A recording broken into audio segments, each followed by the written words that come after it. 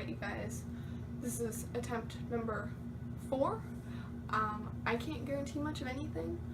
At this point, it's all or nothing. Cool? And disclaimer, that's my favorite word. It's just fun to say. Disclaimer. Disclaimer. I have a really bad sunburn. There's nothing I can do. The white balance is not off. I'm just really sunburned. Cool? Cool. So this is going to be my first ever TBR and monthly wrap-up. This is the wrap-up for the month of April. I'm not super proud of myself when I say I only read 2 books in the entire month of April, but I will use my student status to kind of take some of the blame. I read a ton about human anatomy and medical terminology and just in a women's abuse shelter. Oh, school. Anyway, so in the month of April, I read 2 books. The Secret Life of Bees by Sue Monk Kidd, which was another reread. Absolutely love this book. I would highly recommend it to anyone who is kind of a hesitant reader. Regardless of your gender, I think that you can find something really fulfilling to take away from this book. It's 300 pages of vivid imagery, and it's just beautiful. It's set in the 60s during the civil rights movement, and it follows a young white girl who escapes an abusive father and takes her battered housemaid with her, and just kind of their crazy journey to find women that the protagonist's mom stayed with. It's just a really vivid, wonderful read. This book really explores what it is to love and to be loved, equality, concepts of just human nature. Really wonderful and fulfilling book. I would highly recommend the movie as well, also called Secret Life of Bees. It's several years old now, but features Alicia Keys and Queen Latifah and Dakota Fanning, and it's a really, really good movie, and it almost does the book justice. The other book that I read this month was A Man Called Ove by Frederick Bachman. This is my new favorite book.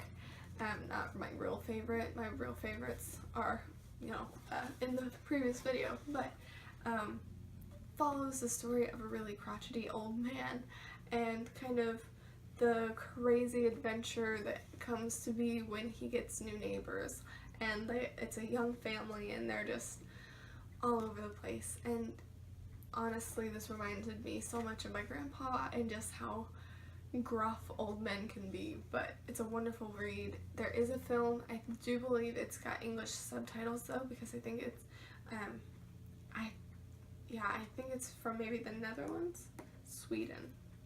It's in Swedish, but a wonderful, wonderful read.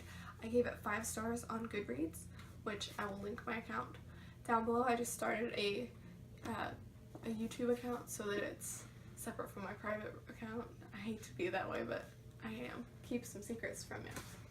And now into the May TBR.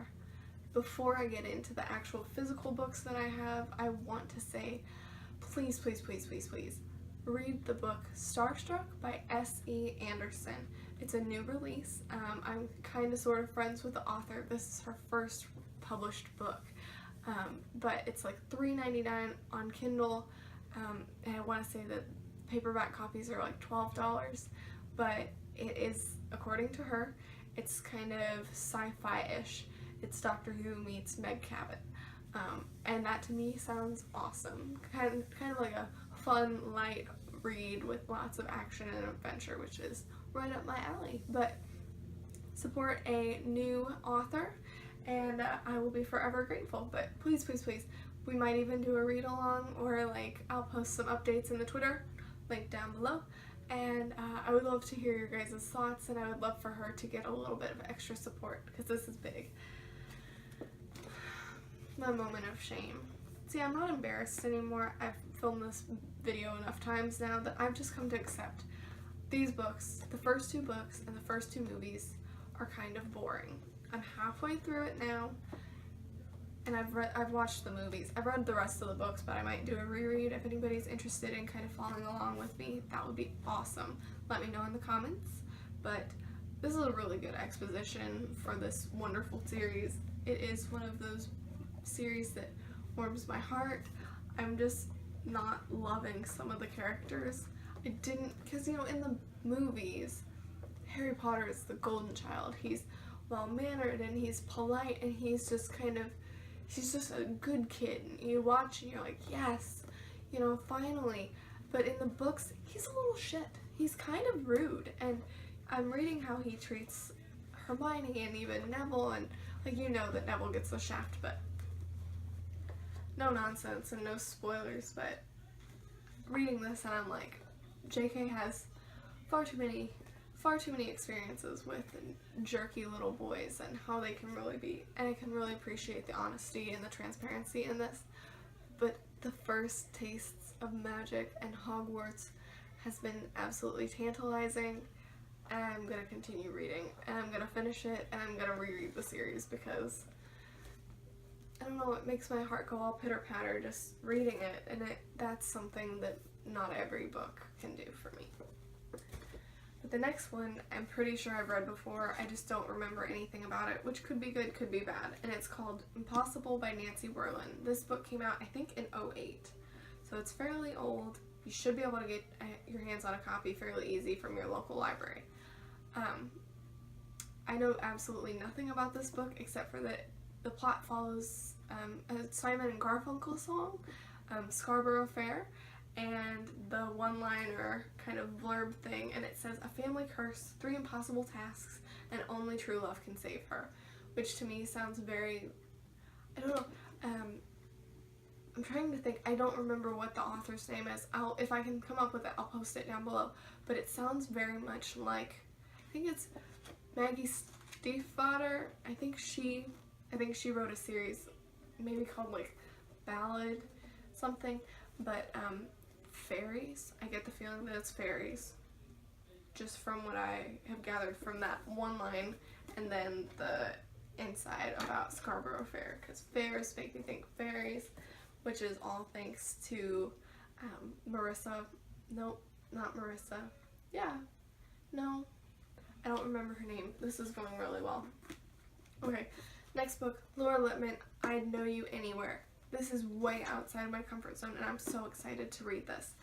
It's a psychological thriller, and it follows the story of a now grown woman and wife who was kidnapped at the age of 15, and now her kidnapper is on death row under charges of rape and murder, I believe, and he calls on the main protagonist to help him so that he can clear his name, and he asks her to kind of face facts and come to terms with what really happened, and like,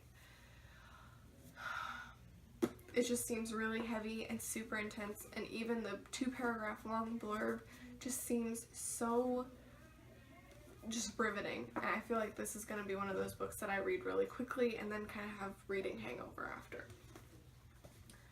The next 2 are going to be a little bit later, and I really am looking forward to that because I plan on reading these during my vacation. I'm going to be in school year-round now. I'm taking summer classes and only get 2 weeks between my finals for this semester, which start this week, and the first week of June, which, but anyway, this is Vacationers by Emma Straub, and it is a kind of feel-good family read, you know, what happens when the whole family goes on vacation together and kind of having to face your own personal flaws as well as being around all of your family, and I think that this is going to be a successfully humorous book. I don't know how you can deal with that much family without either being like a murder mystery or just kind of a humorous look at life. I have heard really good things about this, and I am hoping that this is one of those books that leaves me wanting more. Which I find that recently it's been really hard for that to happen because I'm just getting to the point where I've read all of the same tropes. You know, once you've read so many vampire romances, I mean, what more can you possibly pull out of that? So hoping that some of these new, fresh to me genres will kind of draw me back in and I will find my new niche. because I like to absolutely suck dry a genre before moving on to something else. Rainbow Rowell, Landline. This is my last book on my TBR. If I'm anywhere near as speedy of a reader this month as I'm hoping, I think I might actually release a second TBR, like a mid-month TBR. This one follows a husband and wife. The wife's a workaholic. The husband takes the kids on Christmas vacation after the wife calls and says, look, I just can't come. And she's not expecting him to be like, well, fine, I'm going without you. But when he does, she ends up calling, and whatever, magic ensues, and she ends up on the phone with her husband, but not her husband way before they got married. And she kind of, you know, talks to him and contemplates, do I, yawning during my take. Anyway, she ends up talking to her husband on this magical phone, and not talking to him as he is now, but talking to him as a past self, and kind of contemplates, do I try to fix things before we start having these problems, or do I just let it happen? Do I try to form a relationship with him? What now? And honestly, Rainbow Rowell, I read Fangirl and absolutely loved it. I think that this is going to be a really humorous, lighthearted read, even though the topic of kind of spousal problems might be a little heavy. I think that there's going to be a lot of bright moments within. But that is my TBR and monthly wrap-up. I'm really hoping that I have a good reading month because I miss it, and I will definitely try to leave some links below to all of the things I've mentioned, so Goodreads, Twitter, maybe the book series that I keep trying to think of but can't seem to get out of my mouth, and then catch you on the flip side. Looking forward to hearing from you down below. Please, please, please leave video requests or book recommendations or the links to your favorite booktubers or any other resources, or if you want me to follow you or whatever, just let me know, and I would love to interact a little bit more with you guys. It's very exciting for me to have peeps who have the same interests as me. So thank you again. Catch you on the flip side, y'all.